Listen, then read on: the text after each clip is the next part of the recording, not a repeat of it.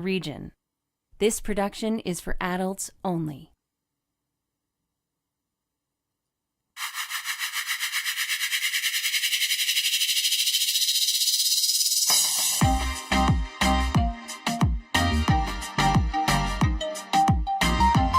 Welcome to the Cannabis 101 podcast, part of the Cannabis Life Experience. Your guide through the legalization and consumption of cannabis in Canada and beyond. Join us on this journey and adventure with the wonderful plant. Here's your host, Dean Millard.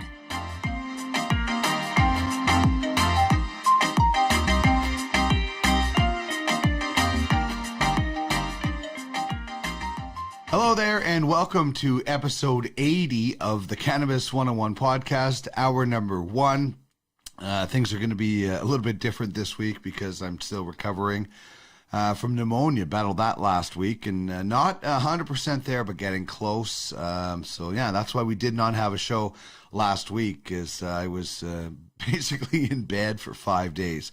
So glad to be vertical, glad to be chatting with you, and glad to kick off the show in a way that only we like to do here on the Cannabis 101 podcast, and that's by finding out just what's your groove.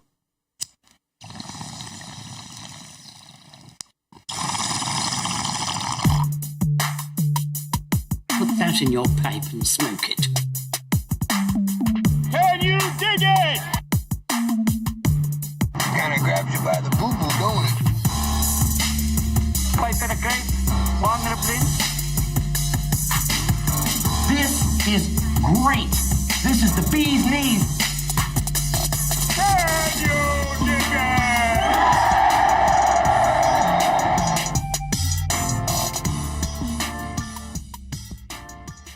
So with What's Your Groove, I want to know that if you're smoking a joint, maybe you got a bong, maybe you got some CBD, maybe you got an edible that I have, let me know. Hit me up on Twitter at the Cannabis 101. You can find us on Instagram and Facebook at the Cannabis 101 podcast.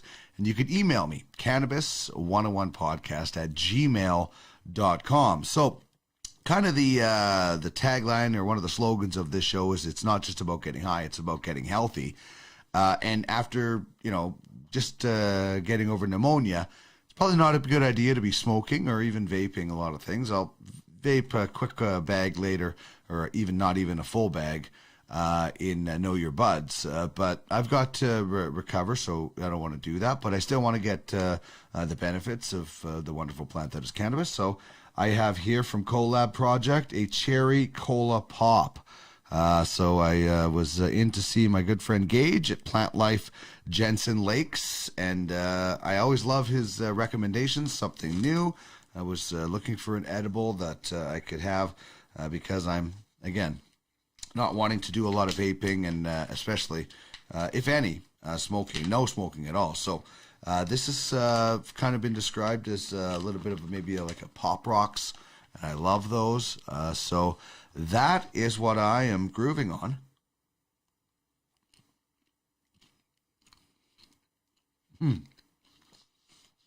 That was tasty. And the pop rocks.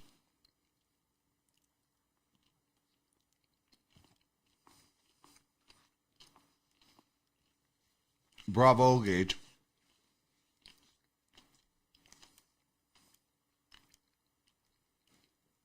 Thank you. Wow. You got all the tingles now. Thank you for that recommendation. I thoroughly enjoyed that, and I'm sure I will in the next little while as well. All right. That's what I'm grooving with. Let me know what you're going with. And here is what's coming down the hash pipe on this episode. Very, very excited to be speaking with John Fowler of Blaise Ventures, the man behind Respect the Plant, 7 Acres. Can't wait to bring you this conversation. Very open and honest, and John giving some great suggestions for the cannabis industry and talking about his past and the future. So really, really excited. It was a really, really fun conversation. that we will be bringing, and then we'll have one hitters with John later on in the week. Chris Ianson of Plant Life Cannabis, regional manager, will be by as well. We're doing Black Cherry Punch from Figure. This is a dynamite cultivar, and it was in phenomenal shape as well.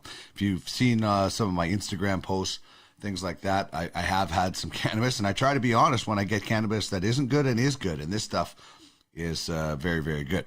Our cannabis question is about 2021. We will have what pairs well with cannabis. The cannabis character is from Scary Movie.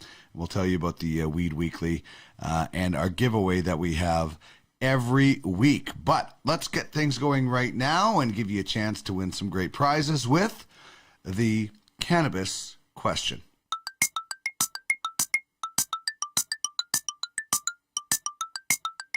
It's prize time.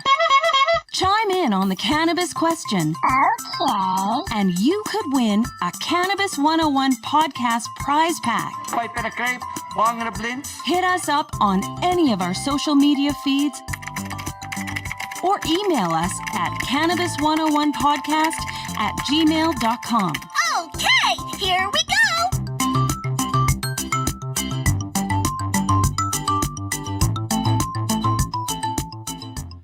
So the question is, what is something new to you in cannabis in 2021?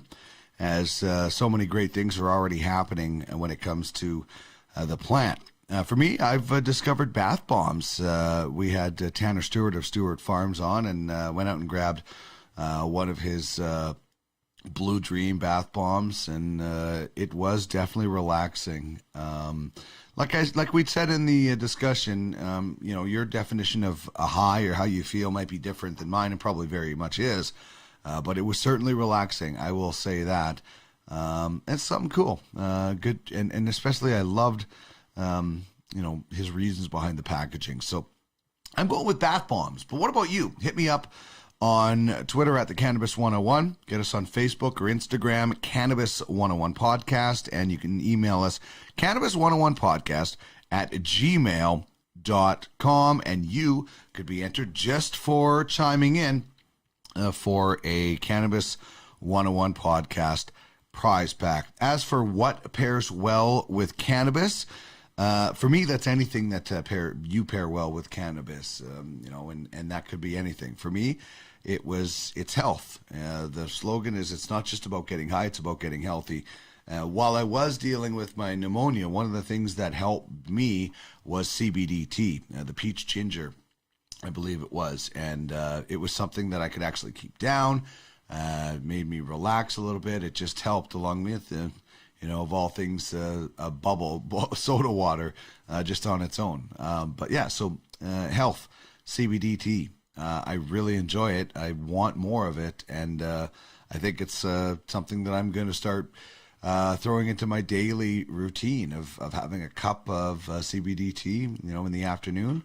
I think CBD during the day, as John Fowler and I will discuss, throughout the day for people is going to be something, as we learn so much more about the plant, that is going to be much more popular. So that's what pairs well with cannabis for me, but I'd love to hear what you pair well with cannabis, because I love discussing everything about the plant with everybody, and that includes our great sponsors. David Wiley and Malcolm LaBelle will be on hour number 2 on Thursday. They're usually on hour number 1. They're one of our great sponsors, as is Stone Smiths. Check them out. Great local company in Edmonton, stonesmiths.ca, great Canadian company. Their Slash is such a cool concentrates pen. It has a built-in loader, and they give you a cool 6-piece container, rubber container that you can, or silicone, I think it is, that you can keep all your different concentrates in, dip your loader in there, and then boom.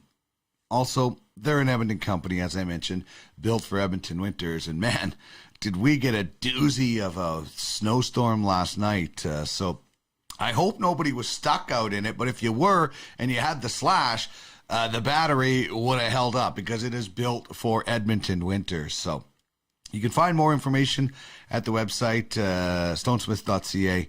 You can find it at Shell Shock in Edmonton, Smokers Junction in Calgary, and Cowboy Smoke Shop in Calgary and Vancouver. Another one of our partners is the artist My Dead Dog, who puts together some songs about the wonderful plant, including the weed song. We're going to hear that, and then our conversation with John Fowler, the founder of 7 Acres and now Blaise Ventures, right after we hear the weed song from the artist My Dead Dog.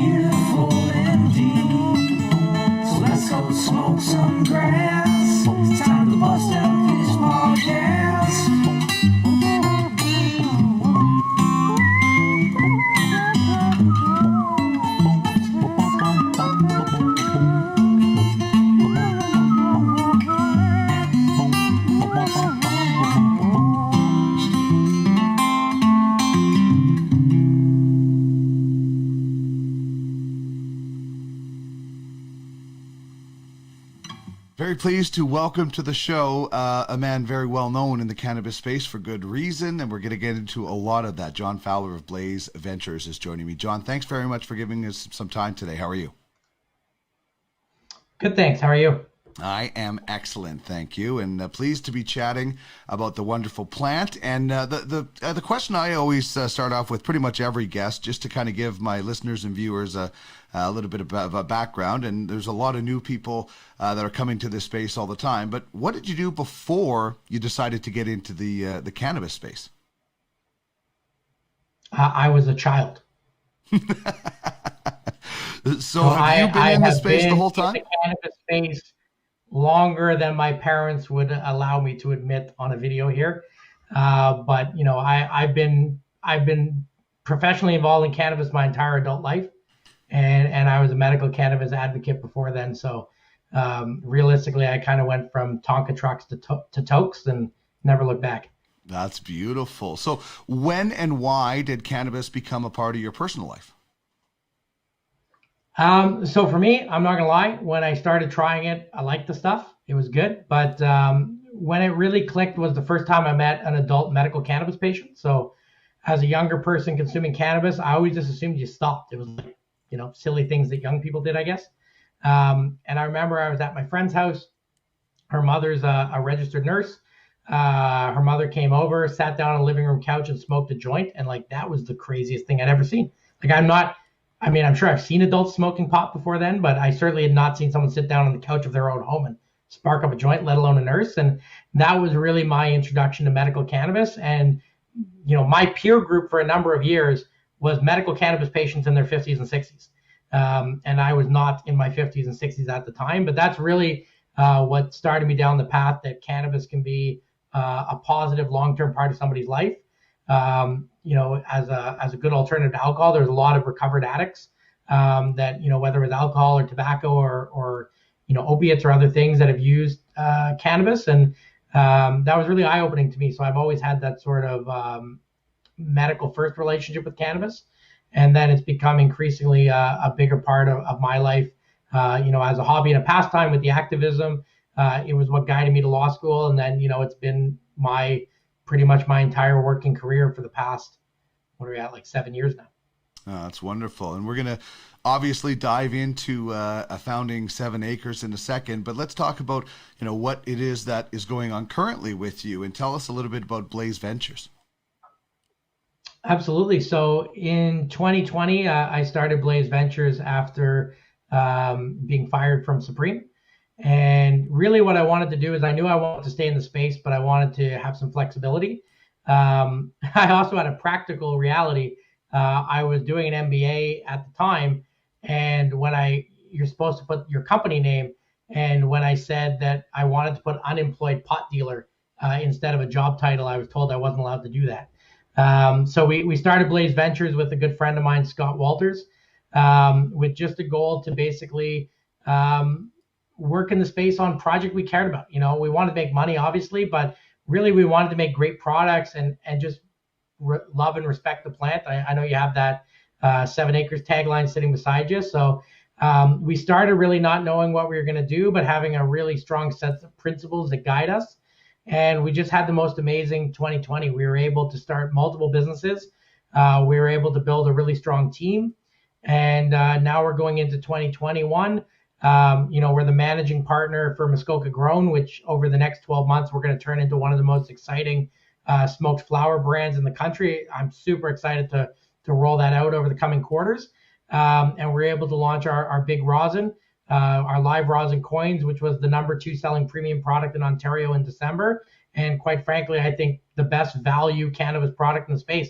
It's really, really good rosin, cheaper than I can find it on the black market. So as long as that's true, I think we're in a good place. So that's sort of where we're at. And really, the structure we have at Blaise Ventures allows us to be super nimble, super flexible, and either take on projects individually or take on projects as our full team is about 12 or 13 people now.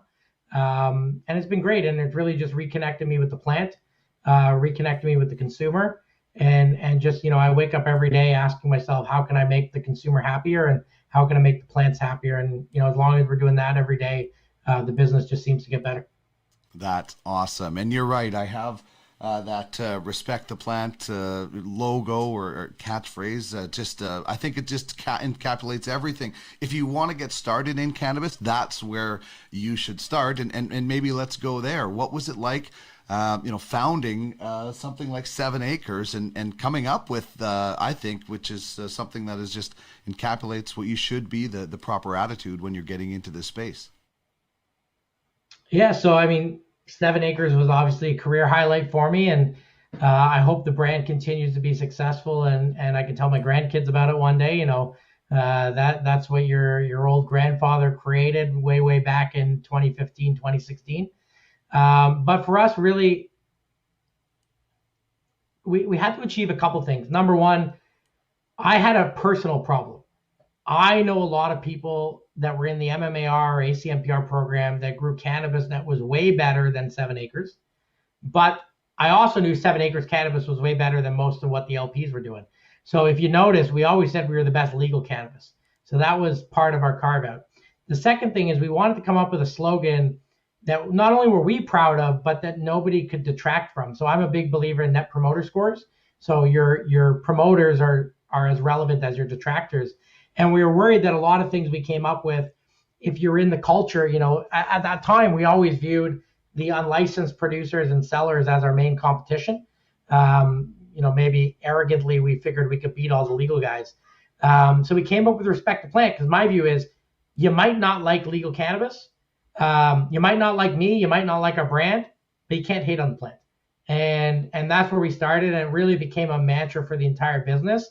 Around just respecting the team, respecting the facility, respecting the company, but most importantly, respecting the plant and the people that consume the plant. And I think that's what sets 7 Acres apart is we prized our customers. There was a lot of people back then running cannabis companies who, for example, would not be happy if their 19-year-old child came home and said, I've decided to give up drinking wine and I'm just going to do cannabis now. I don't have a 19-year-old kid, but if I did, nothing would make me happier. So that really was the ethos. It was a mantra for us. And one thing I was really proud of in December, I worked a couple of shifts at a retailer in Toronto, trying to just better understand the retailer's job and how they deal with consumers. And 7 Acres, we weren't the top selling brand that day, but we were the top selling brand that people asked for by name. So for example, Ready Can with their Reddies flew off the shelf, but people would ask for the little cigarette joints. Right. People came in asking specifically if we had anything from 7 Acres. It was the most heartwarming thing to know, even a year after I had been involved, that people are still asking for it by name and just being proud that we set up a brand and we set it in the right direction. And I think some good people are at the helm, managing that brand moving forward.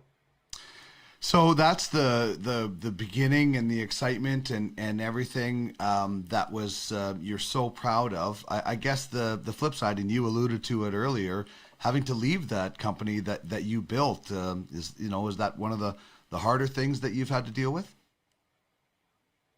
Yeah, I would say that. So look, everything comes to an end at some point. I always had a fantasy that I would run the company for 40 or 50 years. But I was not perfect as a leader. I didn't make every decision correctly. And in the end, there was a change in direction in 2019 that saw me move to the side and then eventually moved out. For a while, I was very upset about it. Be honest about that. But at the end of the day, I think we resolved things in a good place. Again, I want nothing but the greatest of success for 7 Acres and Supreme. That's my legacy. I mean, nothing is better for me personally than them being the first $1 trillion company or something like that, right? But mostly I like the idea of the brand doing well, the jobs in Kincardine. Bina, the CEO there, is super experienced in consumer goods. So she's going to bring a level of discipline and planning to the business that I think is needed. That was probably over my head, but these things happen. But the plus side is it's opened up this great world of new opportunities for me to not have to deal with the headaches of a large public company, not have to deal with having to raise hundreds of millions of dollars or have, we had 75,000 shareholders at one point. So I always joked like I should go rent the Astrodome and fly everyone down there because I can't even fit them all in the Skydome. But to me now it's really just about the consumer. We work in private businesses. We have a couple supportive shareholders, but mostly I self-finance the businesses. And it just means we can go back to basics, create great products, price them fairly, and make sure they're made by happy people. And if you can do that, the cannabis business isn't so hard. Mm-hmm.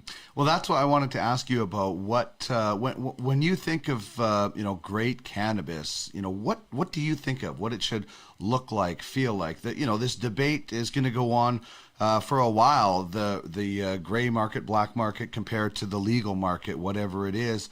I tend to think that people think that everything they got from the illicit market was always AAA #1 product. I'm not debating there isn't great product and probably still is, but that debate that the legal market can't stand up to the recreational market, I don't think exists anymore now that we're a few years in. But what does good quality cannabis look, feel? What is it to you? So one cool thing about cannabis that I've learned, everybody's a little bit different, right? Sure. For example, the WAPA we used to sell at 7 Acres, it's fruity. It's not my cup of tea at all. When we discontinued that strain, people were angry, like legitimately upset with us that we weren't selling that anymore. I'm like, it's a 17-18% fruity Dutch strain. Why don't you want this nice OG Kush? But so everyone to each their own. But what I think is commonplace amongst consumers is everybody wants the best cannabis they can afford, right? So sure, not everyone's going to go drop huge amounts of dough every week on their cannabis, but all things being equal, they want the best they can afford. And I think there's 3 buckets when you think about good cannabis. I think first of all, people want it to look good. And what I mean by that is, well trimmed. It looks like it was cared for. So obviously a good OG looks different from a good cookies, looks different from a good skunk. But, all of them, it should have a decent sized bud. It should be kind of frosty. It shouldn't have a lot of extra leaf on it. I think we can both close our eyes and have probably a fairly similar view of what good is. The second one is it should smell strong. And by what I mean there is, again, a sativa could be woody versus a gassy indica versus a fruity strain. God forbid a cheese strain, which I hate, but some people just love. But whatever the smell is, I've never met someone that wants their cannabis to smell less. Maybe they want to smell like cannabis less later, but nobody's like, oh man, check out how strong this weed smells. I wish it really smelled like less. Whatever that smell is that you like, you just want as much of it. And I think cannabis should be graded on a distance scale. If I open up an ounce of weed sitting here, how many meters away can you smell it? And really good weed, that's a really big number. I always love that when I'm in the house or we used to do a lot of sampling in the office. There was a couple times where a jar of cannabis we had opened 3 offices down from mine. And all of a sudden, whatever I was doing, I'd just like perk up and just go running down the hall and, try to check it out. So I think, it should look like it was well taken care of. It should smell strong, whatever it is. And the third one is that smell should come through in the flavor. So when I say it should taste great, again, not everyone likes the same flavor profile, but you want to taste what you smell without any of the negative characteristics of an acrid burn or a fertilizery taste or those negative characteristics. And I think that's the same. I think look, aroma and flavor is what consumers are after. And I think that we prioritize potency, but quite frankly, other than the value equation side of it, for most people, if you like smoking cannabis, it's not the end of the world to smoke a second joint if the first one didn't get you where you want to go. No doubt. So that's the plant. What are your thoughts on the packaging and how that's evolved in the last couple of years? Some of it was big and some of it has gotten smaller, which is a good thing, and different varieties. I would love to see harvest dates as opposed to package dates. I'll be honest, I've accidentally walked, well, not accidentally, but I bought some cannabis and got home and it was over a year old, and it's almost like dust. But what are your thoughts from your experience with how the packaging has evolved? So packaging is getting better. Most of us started in basically cosmetic jars. Mm-hmm. They're porous. They don't get a good air seal. Even if you do get a good seal on it, there's often too much air in the container. But I think things are coming. So I'll give you an example with our live rosin. We actually don't fully cure the rosin before we package it because we can't control the supply chain and the temperatures and the time. So we actually package it in a way that it's not fully finished so that the consumer can finish it at home and get the greatest experience. And I think if you think about a lot of products like vegetables and fruits, many of those are actually not picked at the peak of ripeness because they know you're not going to eat it right away. And I think that's bigger than the physical packaging itself. We all learned how to grow to make the perfect bud that's going to get consumed pretty soon, right? It's actually a bit of a different mindset to say, what's the perfect thing I can put in the jar so the customer has the perfect experience a month, 2 months, 3 months later. So that's number one. Number two, I see a lot of, I want terpenes on the label. I want this date. I want that date. That's all bullshit. Sorry, I don't know if I can swear. That's all window dressing. What I mean is brands need to stand by their product. I should know as a brand if my product is past its best before date, and I should go out of my way to make sure you don't buy it. These dates are all ways that we're trying to fact check the brand because we don't trust them. And the brands don't give us reason to trust them. So to me, yeah, sure, we can put all that on. It creates more complexity than people think in the facility. It adds cost. Really what we need as consumers is we buy things we like and we don't buy things we like. And we're very choosy with who we give a second chance to. And I think that when consumers are empowered, brands are going to adapt or die. But at the end of the day, that's really what it should come down to is when I buy this Muskoka grown blueberry or this big live resin or Canopy or whatever the brand is, right? I should know what I'm getting and I should get that delivered to me every time. And I shouldn't have to look for a date and make my own guess about, well, was this harvest date the right time or was the pack date the right time? I should know. It's good because this is what I expect from the brand and that's the brand promise. And if I get anything less than that, I have a right to be pissed off. And if the brand doesn't take care of me, I'm going to go to somebody else. You have not only, created companies, but you've also been an activist, and with that comes trying to end the stigma where it is involved with cannabis. I started using cannabis when I was 15 years old, and up until then, you had to whisper that, hey, we're gonna go smoke a joint. Now we can be like, hey, I want to go smoke a joint. You're in the pub watching the game. You want to go smoke a joint? Whatever. We can do that. How do you think, from the time that you kind of became an activist until now, how do you think that stigma is kind of on a level? And do you think, and what are ways that you think people can do to help end it more? I think the fastest way to end stigma is for everyone to listen to this podcast, go buy 3.5 grams and get stoned and realize it's not the end of the world. It's maybe even kind of fun.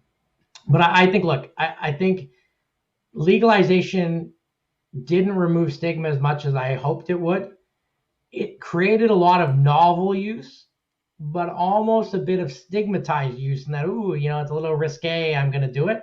I think what I'm excited for, if you look back on stigmas or prejudice and all that stuff, it's often generational, right? So, we've seen that with big ticket issues in Canada and the US. The generation that's, in their 40s and 50s when the world changes generally doesn't, they might noddingly accept, but they don't believe it, right? what I'm excited for is, I have family and I have friends whose kids are teenagers in a legal space. They will never know anything but legal cannabis. They will never know that there was a time that if you chose to smoke pot instead of drink beer, you could lose your job. Like I literally, when I was a lawyer, every Monday on my drive to work, I would make up a fake story about how drunk I got on Fridays because I didn't want to tell people that actually on Friday, I smoked a joint, hung out with my fiance, and ate a cheeseburger. And on Saturday, I woke up early and felt great. But instead of like, oh yeah, went out to whatever, drank 1,000 beers, didn't wake up till noon on Saturday. And in some perverse world, that was a better story than telling somebody I smoked a couple grams of pot on a Friday night. But I think that it's going to be generational. But the individual thing we can all do to fight stigma is if we consume, just tell people we do it and be honest about it and be honest about the upside. And hopefully that'll make people realize that, we don't grow horns, we don't lose our job, we don't do all these things. The biggest thing I had for my personal stigma that was really interesting was when I went from high school to the University of Toronto for my undergrad, to the University of Ottawa for law school, to Bay Street law firms, to the capital markets, the percentage of stoners was pretty much the same in all those groups. And that was really, they hit it better as you went up the ladder, I guess. And, there's still a lot of people I know who are influential folks that prefer a toke to a drink. And I'm always encouraging to be more public about it. But the fact that they won't just shows that, there could be stigma. And we got to keep in mind, even when we beat that stigma in Canada, it's not the same when you travel around the world, right? I have colleagues that are not in the cannabis business who say, look, I don't care if people in Canada know that I use cannabis, but, I travel to countries where it's still a legitimate crime. Like I met a guy in Spain last year from Russia who told me like, you can get decades in jail for a couple grams of pot. And then I understood why he didn't want me to tag him on Instagram that, we had this great conversation in Barcelona. Yeah, well, it shows while the world is opening up in some ways to the plant, there's a lot of places that are never going to be open to it. And let's wrap up with this one. What do you think is the next big thing in cannabis? Could be in Canada, can be worldwide. There seems to be quite the shift going on. Is there something that you think is going to be, and I look at we had the season one, as I called it, of legalization, where we had flour and a little bit of oil, and then we moved into these new products. And, what's the next big thing for cannabis, do you think? 100% the most important global event is U.S. legalization. So, over the last 50 years, realistically, the world has been forced to adopt America's drug policy. And this is beyond cannabis. This goes to, what they've done in the Middle East, what they've done in Latin America. We've all fallen in the shadows of U.S. drug policy. And sadly, U.S. drug policy has informed a lot of their foreign policy. So if we get legalization, I'm hopeful we'll see that in Biden's term. I'm not as bullish as some that we're going to see it right at the start. I think, practically speaking, he's got bigger fish to fry, so to speak, in the short term. But I do think, with the blue wave, there's a good possibility we could see legalization happen. And I think once America makes the change, I think we're going to see a domino of a lot of states that are ready to go. But maybe we're worried about their U.S. relations before doing that. And sorry, by states, I mean countries. So I think that's going to be an accelerant to how quickly we get to the point where most countries consume. And again, for example, those countries that still have very restrictive cannabis laws, once the U.S. goes legal and you start getting foreign executives and actors and musicians being more open about their cannabis use, it's going to be harder and harder to maintain that prohibition fiction in those other countries. Well said. John, this has been a lot of fun. Thank you so much for your time. Thank you for 7 Acres, and best of luck with Blaise Ventures. Stay safe during these times. Thank you so much. My pleasure. Thanks so much.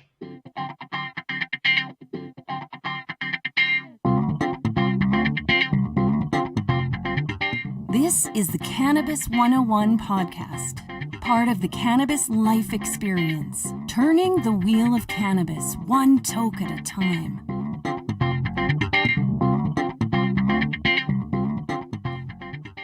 That was such a pleasure. What a great conversation. I hope you enjoyed it as much as I did as well, and big thanks to John. You can check out One Hitters later this week featuring John as we get to know a little bit more about his personal cannabis history, and you can find that in full episodes at www.cannabis101podcast.ca.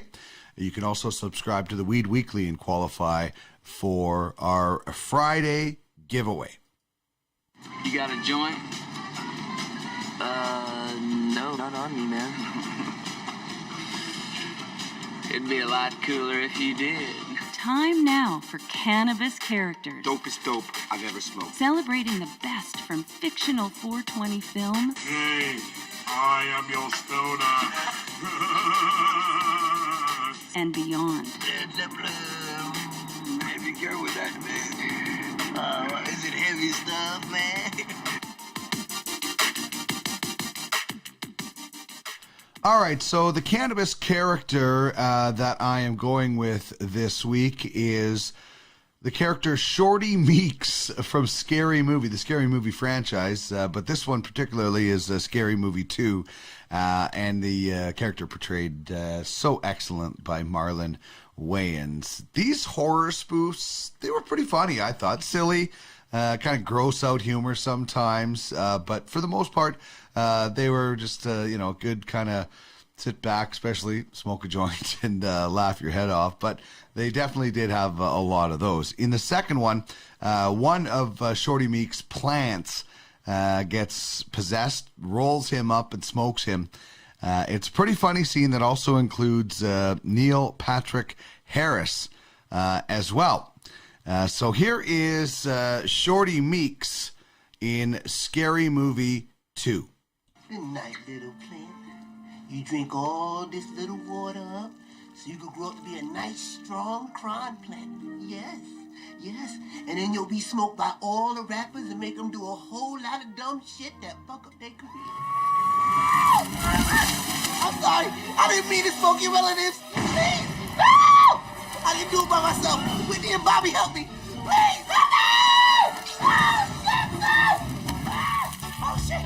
I smell something burning. Oh, snap. It's me. I got an idea.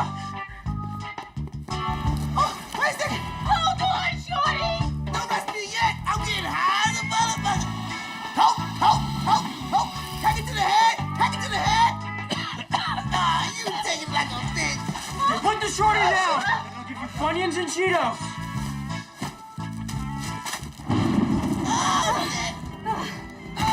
Put him out. This shit burn more than a burn. All right, funny stuff from Marlon Wayans as Shorty Meeks in Scary Movie 2 as our cannabis character this week. The cannabis life experience. It's not just about getting high. It's about getting healthy. Turning the wheel of cannabis, one toke at a time.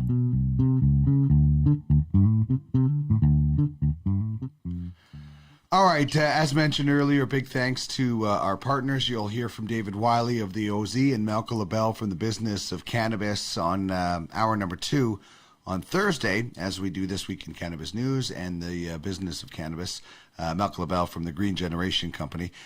So they're our partners. The Regal Cigars, Andre from Regal Cigars. Can't wait to get him out here when we can.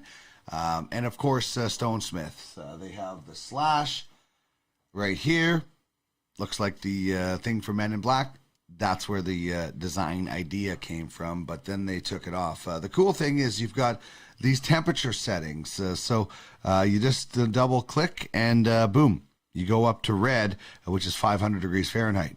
Give it 3 more clicks and then you're into the blue, which is 400, and green rather, which is 300. And you also have blue at 400. So different temperature settings. If you got live resins and live rosins, it's blue or green. If you got caviar or you have diamonds, then you're definitely looking for like the green setting. Shatter is definitely great on the red setting. So very simple to use. If you're new to dabbing, even if you're experienced in cannabis, but you're not experienced with concentrates, maybe you're a little bit leery about using the torch, this is an awesome way to get into it. And for the veterans alike, it's great, very, very portable. So thanks to all of our partners, especially them. Check them out at stonesmiths.ca. Love working with local companies and partnering up with people that really care about the cannabis industry.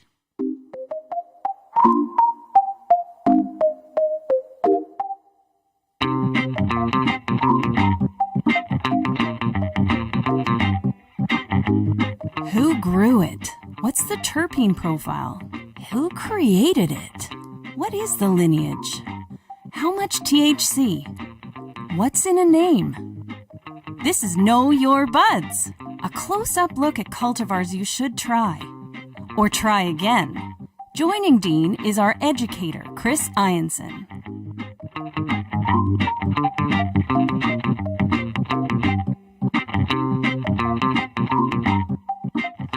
Oh, it is great to be chatting with my good friend Chris Ianson of Plant Life Cannabis once again after we had to unfortunately postpone last week. It's hard to record a podcast when you're lying in bed for 5 days, Chris, so that's why we had to skip it. But while I was recovering in bed, you and the gang at Plant Life have been very busy, especially with some new stores. Yeah, that's right, Dino. I'm actually down in Calgary right now. I'm here to help support. We're opening a new store in Southeast Calgary in the Mahogany area. It's a big, beautiful store opening on January 27th. Pretty exciting. Pretty pumped to kind of see. I guess this would be my first Plant Life store opening. Got a great staff already, great manager there. Super excited to see where it goes. Indeed, the Plant Life stores popping up all over the place, and that is good to hear. And I'm sure more expansion on the way in some other spots. And I'm really excited to be able to take a look at this cultivar that we're doing today, Black Cherry Punch, an indica dominant hybrid, and I'm excited because I like the LP that it comes from. It's Figure. So let's talk a little bit about Figure and especially who the parent company is with this cannabis company that, in my opinion, seems to be on a rising track. Yeah, no doubt, Dean. So the parent company is Pixis International. And they're a global agricultural company with over 145 years experience of delivering value-added products and services to businesses and customers. So very dialed in on the agricultural side of things. Figure is their cannabis region, part of the company there, and it's Figure's a handcrafted, homegrown cannabis company. They grow cannabis with the character of fifth generation homegrown farmers and the integrity of a fully verifiable source to market tracking system. So it's a combination of farm wisdom crossed with modern scientific rigor. It's very cool to see, and I'm a big fan of seeing the farming industry get into cannabis. I think it just feels right. Figure was founded in 2017 by then President and CEO Edwin Jarrell in Charlottetown, Prince Edward Island. So they're out of PEI, and it started out as a small family venture, and that turned into the big cannabis beast that it is today. Presently, the company is run by their current CEO, Harvey Carroll, and Harvey comes from a background of 25 years of experience in the food and alcohol industry, and he works out of their head office in Toronto. Wow, so some pretty solid growth, to use the term of the industry. This is a company that, as you mentioned, kind of started small and now is, really taking off. So tell us a little bit about, the history of their growth and kind of where they're working out of now. Yeah, for sure, Dean. So yeah, this company, Figure, started out with 4 employees. Now they have upwards of close to 200 employees, some seasonal employees depending on harvest and stuff. But 4 to 200, that's some serious growth. The facility in Prince Edward Island is called Canada's Island Garden, and it's over 300,000 square feet. It's 6 football fields, pretty much. Just picture them right next to each other. So whole lot of growing space there. They use LED lighting, which keeps the energy costs down, and it's good for the environment. They use rainwater, which is recycled, a computerized system to monitor the data, and they also use natural air ventilation too. And we grow in hydroponically too, which is a real nice way to soillessly grow your cannabis. They also have a smaller facility in Simcoe, Ontario. It's about 20,000 square feet, and it's named the Gold Leaf Farm. And recently, the company they added an option for expansion of upwards of 700,000 square feet. Because they acquired the 20 acres of land adjacent to this facility. So right now, that's kind of their small facility for right now. With the, if they need to expand, they've got the room to do it. Pretty cool. That's awesome. I love those stories of somebody starting small. Not that if you have the resources to start big, there's anything wrong with that, as long as you can maintain that. And unfortunately, we've seen a lot of companies that haven't been able to do that. And these guys are going the other way, starting small, doing it right, and building properly. And they also have, I guess, a unique labeling system with their cultivars, don't they? Yeah, Dean, they do. So when Figure first came to market, they were a number system.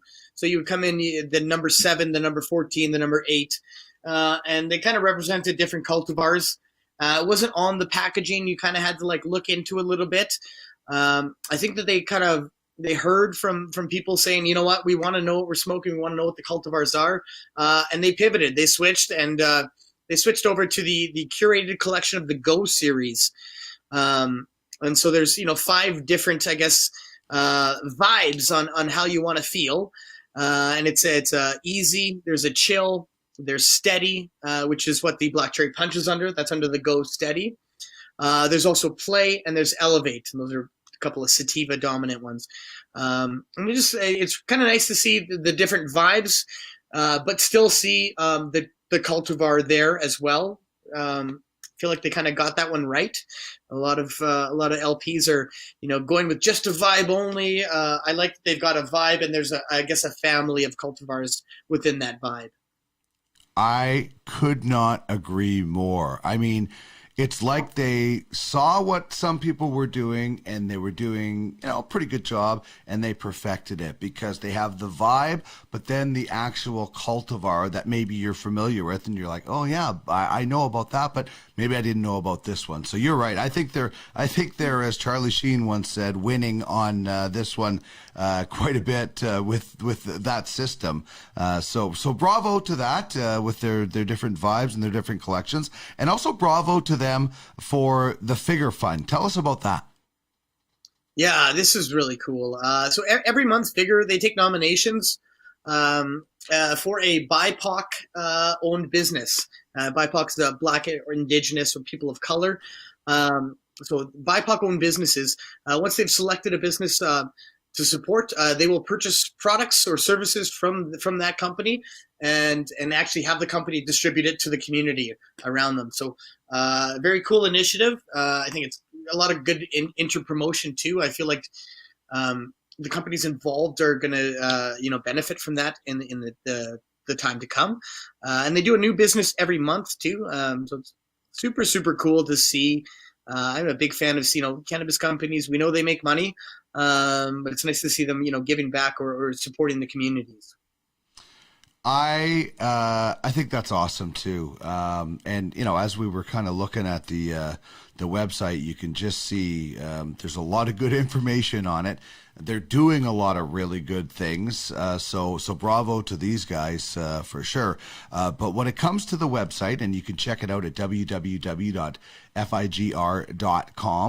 they have something very cool. I'm not going to say they're the only ones, or it's like the first ever with products, but I haven't seen this with cannabis products. So tell us a little bit about how you can actually track. I'm holding this in my hand. I can track exactly the right, almost every detail about this batch, Chris. Yeah, buddy, it's crazy. So it's called the Sensi track and trace system. And it's something that Figure offers to make them stick out a little bit compared to the other LPs. Each Figure product comes with a lot number. It's right on the front of the jar, and on their website, there's a spot right on the homepage where you can actually put that lot number in. There it is, and you can choose on the right there if you've got a numbered product or a gold product, and it'll actually bring up a whole lot of info on that specific batch of the cannabis that you got in your hands. You can see how it was grown, where it was grown. They even have a COA, so certificates of an analysis are on there. And it's got a full breakdown of the terpene profile in it, as well as pesticides tests and just like a full deal of info. This is like one of my favorite websites that I've kind of come across in the cannabis industry for information. I think they just nailed it. Yeah, this is the best website I've seen, hands down. I think that for information, we were looking at some of the colors, everything. I've talked ad nauseum about cannabis companies trying to stand out in a world where you're not allowed to do any promotion or advertising. Really, colors are a big thing in doing that, and they nail that. But you can't just have all sizzle and no steak, and they have the information. So bravo to these guys. Check out the website, and they even have an app where you can scan your lot number and stuff. So to me, it's the best website for a combination of the information, but it also is visually very appealing. And we haven't always seen that. We've seen sometimes how websites have one, but not the other. And this is very eye-catching, as is the cannabis that we're going to get to right now. So the history of Black Cherry Punch. Lay down the lineage on us. For sure, Dean. So it's a cross of Black Cherry Pie crossed with Purple Punch. So two real delicious cultivars there crossed in to make a super delicious skid. Very tasty, yeah. Within the Black Cherry Pie, we've got Black Cherry Soda crossed with a 501st OG. And then the Purple Punch is a Larry OG crossed with the Granddaddy Perps. So a couple of OGs in there, and then a couple of real kind of flavorful, fruity cultivars. So it's a really good mix. So the 501st OG and the Larry OG, are those two coming from the same family tree sort of thing that have just been, something else added to take them in a different direction? Yeah, I mean, OG Kush is in both, for sure. Right. But I mean, they both kind of have very different kind of processes on how they got to the Larry OG and the 501st. All right. Well, I know this is one of your favorites because of the GDP in this, and I know you love GDP. If anybody's ever looking to get Chris any kind of cannabis gifts, just come to me because I know some of his favorites, and I know GDP is one of yours. Oh my God, it is. It's that's one where when a lot of people come in and they ask me a question in store, I want to relax, I want to feel good, I want to have just a nice chill evening. Like they're not too educated, they don't know too much. I always try and let's start with the GDP. It's not too intense, just a super amazing cultivar created by one of my cannabis heroes, Ken Estes, the medicine man. So just legendary stuff there. All right. But go on. Go on. Yeah, I was just going to say about the GDP is amazing, but the Black Cherry Punch that we have was initially bred by the elite cannabis breeders in-house genetics, and they're out of the USA, and they've got 63 unique cultivars that I came across on my Seed Finder website there. Wow. With really cool names that I've never heard of before. Afghanimal, Blue Nana, Cherry Gorilla, Daddy Mac. And there was even one called Customer Service, a cultivar. It's called Customer Service.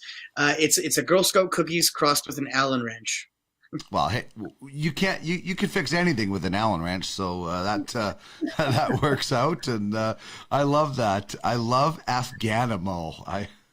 I think I might have to get name my next cannabis accessory an Afghanimal or something like that. I think that is absolutely awesome. Okay, so this is 23.4%, and we'll tell you where that kind of fits on our level. But what's in a name, do you think, Chris?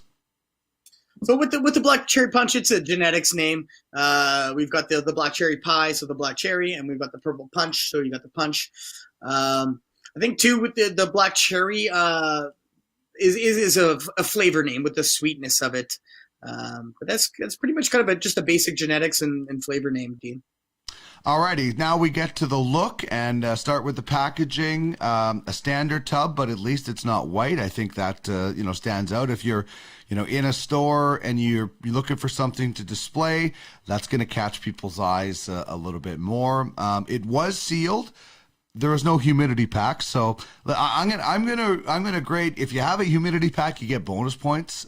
If you don't, it's unfortunate. You should, but I will say, despite there not being a humidity pack, this was in great shape. It was in phenomenal shape. The only thing I worry about is, I have purchased, not this company, but different types of cannabis that have been a year and a half old. And I'm not saying a humidity pack's going to make it great, but it could help.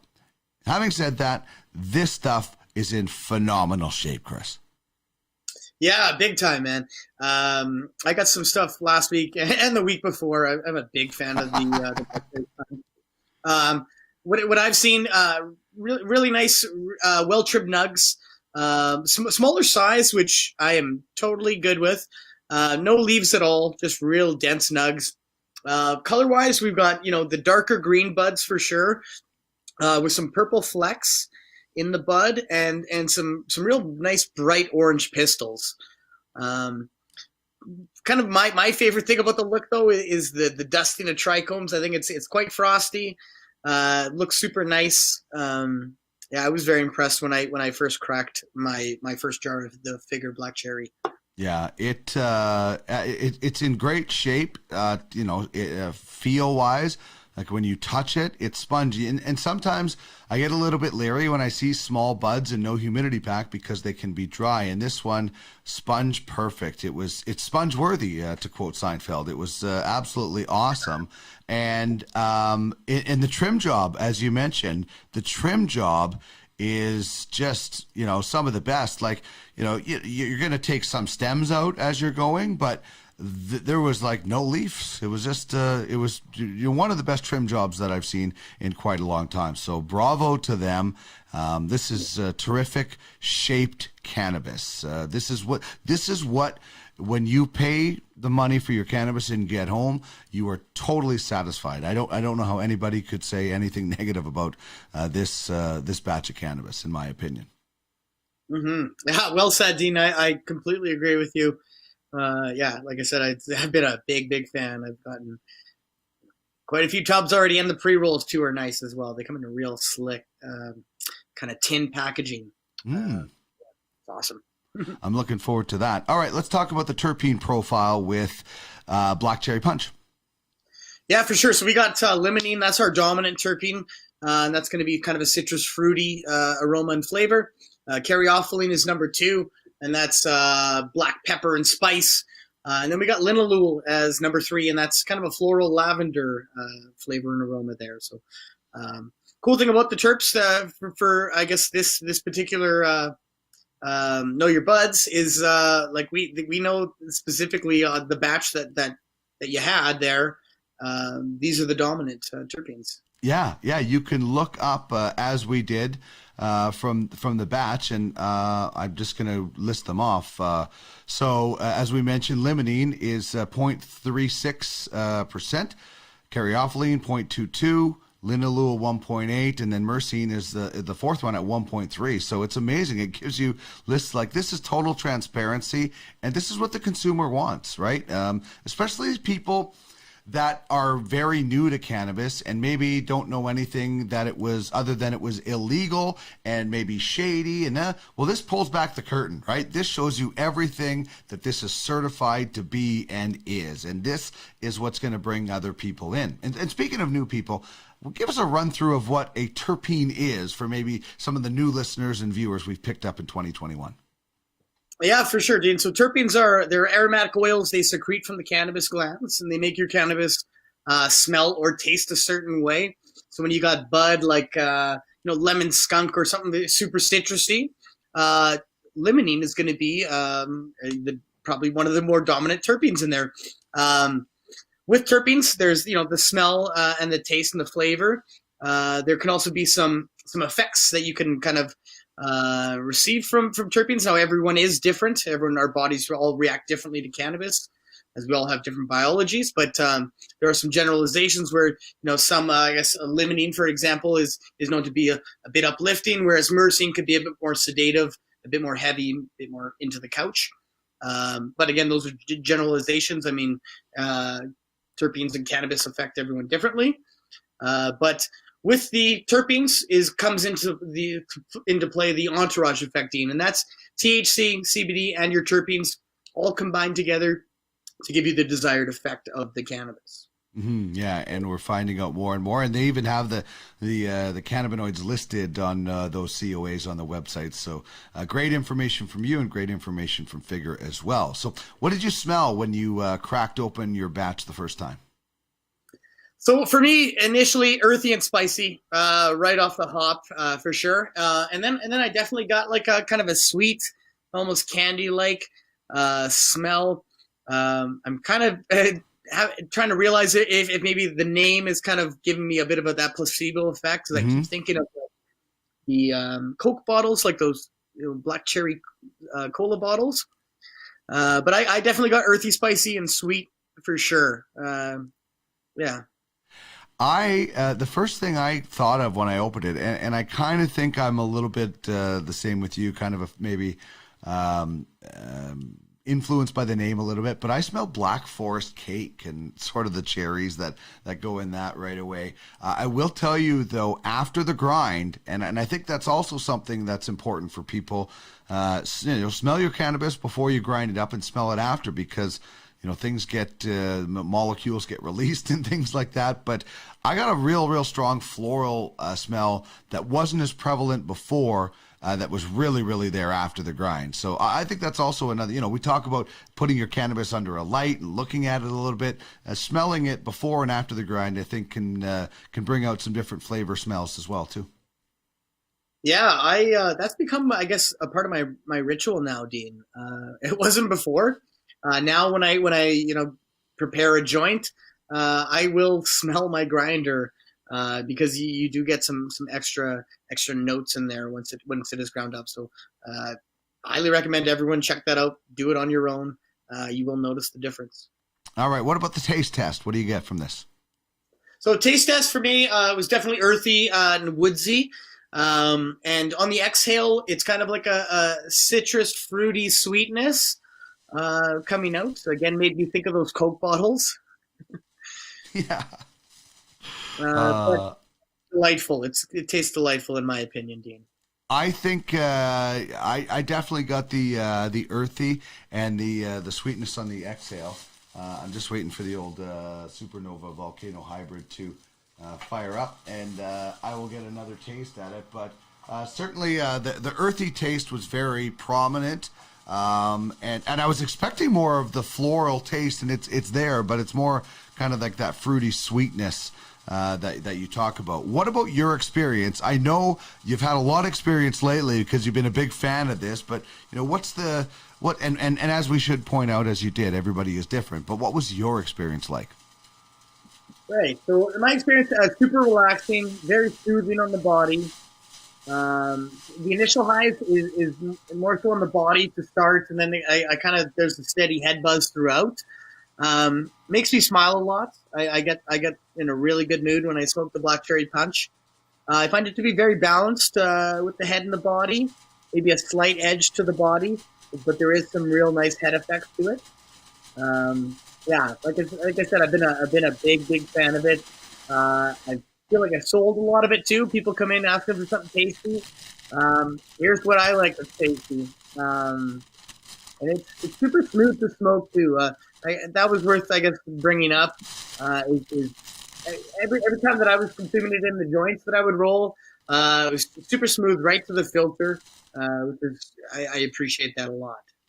Well, I could tell you, I haven't been doing a lot of smoking. Well, I haven't been doing any smoking and vaping since I, came down with pneumonia last week. And this is like, one of the first days that I've tried this. And you're right. And I'm taking very, very small because I'm not fully recovered, but very, very, very smooth, especially in the vape form. So I can totally concur with that. And as mentioned, everybody is a little bit different, but we do like to make sort of some general recommendations of who, what, and when this might be good for based on our experiences with it. So who, what, and when? What do you got? So who it's good for? Intermediate smokers. Don't jump into the black cherry punch if you're new to cannabis. Just the THC levels are a bit on the high side. Anything 20% plus, you don't just want to dive right into. When it's good for me, it's an all-day cultivar. I like it all day. I think it's best in the evening time, but I definitely have started some days off with the black cherry punch, and found myself still motivated. I still got stuff done, maybe a little bit slower than normal, but with a big smile on my face. So that was great. What it's good for is chilling out, getting your relax on. It was really nice for that. It's great for right after work, even right after dinner. I definitely was a big fan of it then. Kind of right when you get in, take your shoes off, put your keys on the counter, jack it off. What am I going to smoke? I think the black cherry punch is a really good option for that. Just puts you in a right mood. And I think it's great too for watching sports. I watched some NHL games with it. It was awesome. Yeah, for sure. Well, if you can watch the Oilers and still enjoy it because of black cherry punch, then there's at least a bonus, because there haven't been a lot to enjoy with the Oilers this year. So there's a bonus to that. And you know what, I think you made a really good point that we should bring up is that, this is an indica dominant hybrid, but it's still something that you can use during the day. I think, there's a bit of a push on, and we changed this segment from What's That Strain to Know Your Buds, because we're going with cultivar over strain. There's a lot of people that want to get rid of sativa indica hybrid. I still think we can have those words as long as we educate people that not every indica is going to make you fall asleep, and not every sativa is going to make you talk as fast as possible or whatever. So there's definitely some in-betweens, and it's great to know that this is an indica dominant hybrid that is good during the day. Yeah, totally, Dean. It was start the day off with this indica dominant hybrid. You're good. I didn't take any naps. I didn't turn into a zombie. Had some really good days. Awesome. All right, really good days ahead for people in the Plant Life family. You guys are excited about it, and the consumer will be as well. Yeah, Dino, we're launching a new membership program soon. It's actually going to be called the Plant Life Family, where our guests that come to the Plant Life stores, we're going to be able to. You're going to have an app on your phone that, and there'll be kind of like a point system there, and it's just real exciting. Kind of pumped to get it launched here. I've got to see a little beta version of it, and it looks very cool. I'm excited to use it once it's up and running. And I guess another thing too with our Plant Life family is all of our Instagrams for all of our stores. All the Instagram accounts have been kind of set up. They're all running. And I've had texts from friends asking me, if I've had anything to do with the new Instagram presence that we're seeing from Plant Life lately, and it's just all stores they've all got their accounts up now, and they're posting on the regular. So if you got a Plant Life store that you go to on the regular and frequent, check out their Instagram page, and you can see the daily deals, and even on delivery days, we're kind of letting people know about the new fun stuff that's coming in. So all kinds of fun stuff happening with Plant Life, Dean. That is awesome. Anyway, any time you can connect more with the consumer and give them more information, all the better. Thank you so much, Chris. Best of luck with the store openings, and we'll talk next week. Yeah, Dean. Thanks for having me, buddy.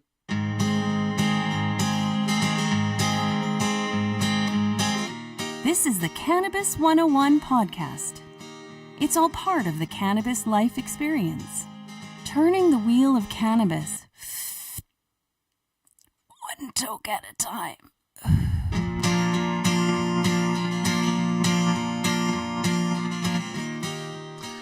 Thank you very much to Chris Ianson of Plant Life Cannabis, and of course John Fowler, Blaise Ventures, the man who founded 7 Acres, and one of the best slogans to ever grace the cannabis industry: respect the plant. Because that's, if you don't do that from the beginning, then you're hooped. You're not going to go anywhere. So thank you so much to them and to you.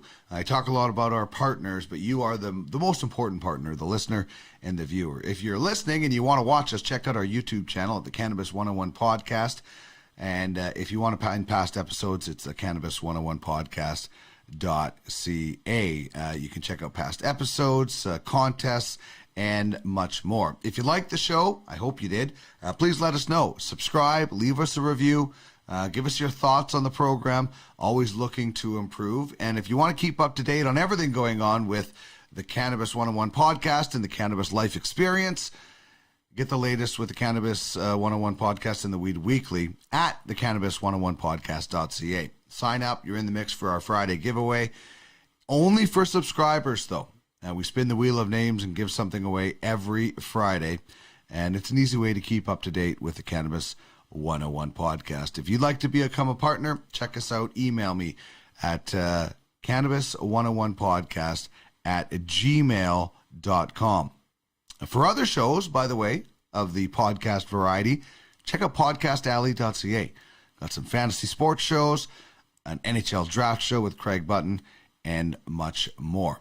We're back at it on Thursday. I know the graphic says Monday, but it will be Thursday with hour number 2, which is usually hour number 1. David Wiley of the OZ on This Week in Cannabis News, and Malcolm LaBelle from the Green Generation Company on the business of cannabis. We'll have Weed Word of the Day, the Cannabis Question once again, where you can qualify again for our Cannabis 101 podcast, and we will have the more information on the Weed Weekly. So there you go. That will wrap things up for us on this episode. As we always do, we will leave you with the marijuana song from the artist My Dead Dog. Thank you so much once again to John Fowler of Blaise Ventures, Chris Hyanson of Plant Life Cannabis. My name is Dean Millard. We'll chat again on Thursday. Remember, it's not just about getting high, it's about getting healthy.